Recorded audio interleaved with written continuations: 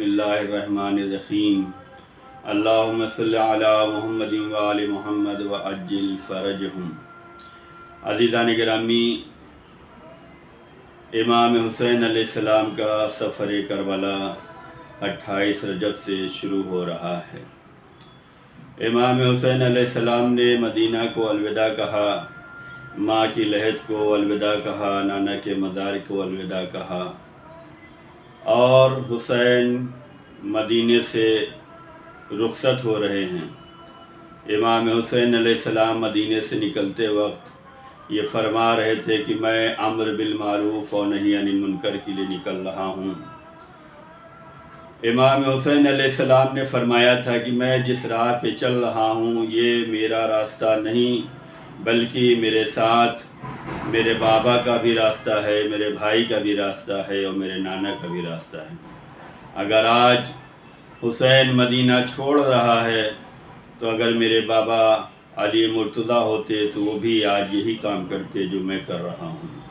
اگر آج میرے نانا رسول خدا ہوتے تو وہ بھی یہی کام کرتے جو میں کر رہا ہوں۔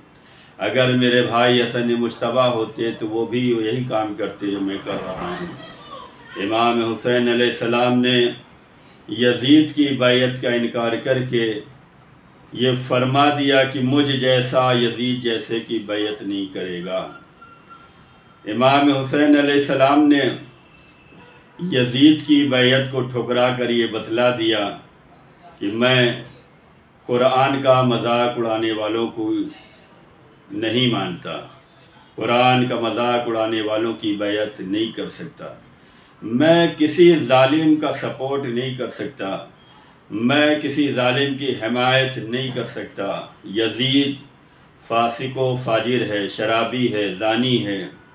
یزید دین اسلام کا مذاق اڑا رہا تھا، یزید نماز کا مذاق اڑا رہا تھا، یزید قرآن کا مذاق اڑا رہا تھا، یزید وحی الہی کا مذاق اڑا رہا تھا، اور امام حسین علیہ السلام اسی کے خلاف نکلے ہیں۔ آج ہمارے یہاں بھی کچھ لوگ ہیں جو قرآن میں کمیاں نکال رہے ہیں۔ قرآن میں کمی نہیں نکالی جا سکتی، بلکہ اپنے اندر کمی نکالی جا سکتی ہے۔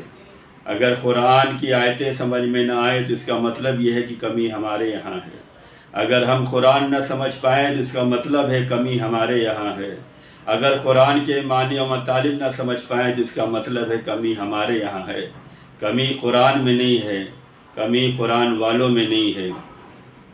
عزیزان گرامی، امام حسین علیہ السلام کے قیام نے یہ بتلایا کہ جو بھی قرآن کا مذاق اڑائے، نماز کا مذاق اڑائے، دین اسلام کا مذاق اڑائے، دین اسلام کو پامال کرنا چاہے، میں اس کو نہیں مانتا اور اس کی سپورٹ نہیں کر سکتا۔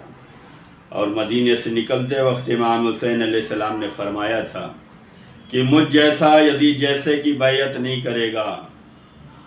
امام حسین علیہ السلام نے مجھ جیسا کہہ کے امام حسین علیہ السلام نے اپنے چاہنے والوں کو، اپنے طریقے پہ چلنے والوں کو، اپنی راہ میں چلنے والوں کو شامل کر دیا اور یہ بتلا دیا کہ یہ میرا قافلہ جو ابھی 28 رجب کو مدینے سے نکل رہا ہے، یہ قافلہ دیکھنے میں تو مختصر سا ہے، اس کے میں ساتھ دینے والے تو مختصر سے ہیں، لیکن یہ سلسلہ شروع ہو چکا ہے اور یہ سلسلہ قیامت تک باقی رہے گا۔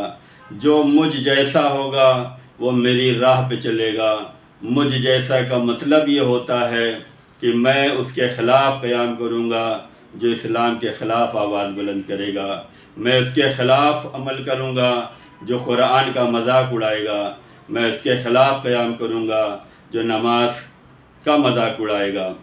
مجھ جیسے کا مطلب یہ ہے کہ جو میری راہ پہ چلے گا اس کی نگاہ میں قرآن کی بھی عزت ہوگی، اس کی نگاہ میں نماز کی بھی عزت ہوگی، اس کی نگاہ میں دین اسلام کی بھی عزت ہوگی۔ امام حسین علیہ السلام کے اسی قافلے میں ہم لوگ اور تمام چاہنے والے شامل ہیں۔ اگر ہم اسلام کی حرمت کو پامالی سے بچا رہے ہیں، اسلام کی شان و شوکت میں اضافہ کر رہے ہیں تو ہم حسین کے ساتھ ہیں۔ ہم اگر نماز کی پابندیاں کر رہے ہیں، نماز کا احترام کر رہے ہیں تو اس کا مطلب یہ ہے کہ ہم حسین کے ساتھ ہیں۔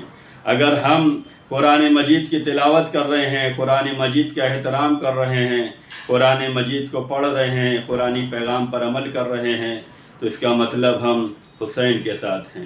اور اگر نماز کا مذاق اڑا رہے ہیں، قرآن کا مذاق اڑا رہے ہیں، تو اس کا مطلب یہ ہے کہ ہم فکری اعتبار سے، ذہنی اعتبار سے، عملی اعتبار سے یزید کے ساتھ ہیں۔ امام حسین علیہ السلام نے فرمایا تھا، مجھ جیسا یزید کی بیعت نہیں کرے گا۔ یزید جیسے کا مطلب یہی ہے کہ صرف ایک یزید نہیں ہے، بلکہ اس کی فکر پہ چلنے والا ہر ایک یزید ہو سکتا ہے۔ اس زمانے کے یزید نے قرآن کی بے حرمتی کی، قرآن کا مذاق اڑایا۔ آج کے یزید نے بھی قرآن مجید کے خلاف اپنی آواز بلند کی اور یہ کہا کہ اس میں سے آیتوں کو حذف کرنا چاہیے، جبکہ قرآن کریم وہ ہے جس کے بارے میں خود اللہ نے یہ ارشاد فرمایا ہے کہ اسے ہم نے نازل کیا ہے اور ہم اس کی حفاظت کرنے والے ہیں۔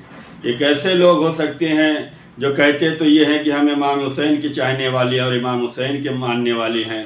امام حسین علیہ السلام نے تو مدینے سے ہجرت کی ہے، مدینے سے جو ہے خروج کیا ہے، مدینے کو الوداع کیا ہے، اس لیے کہ ہم قرآن کی عزت کو بچانے کے لیے نکل رہے ہیں، ہم قرآن کی تعلیمات کو بتانے کے لیے نکل رہے ہیں۔ امام حسین علیہ السلام نے تو قرآن کی حفاظت کی ہے، یہاں تک کہ کربلا کے میدان میں امام حسین علیہ السلام نے نوک نیزہ پہ تلاوت قرآن کر کے بتلایا کہ ہم میں اور قرآن میں تو کبھی جدائی نہیں ہو سکتی۔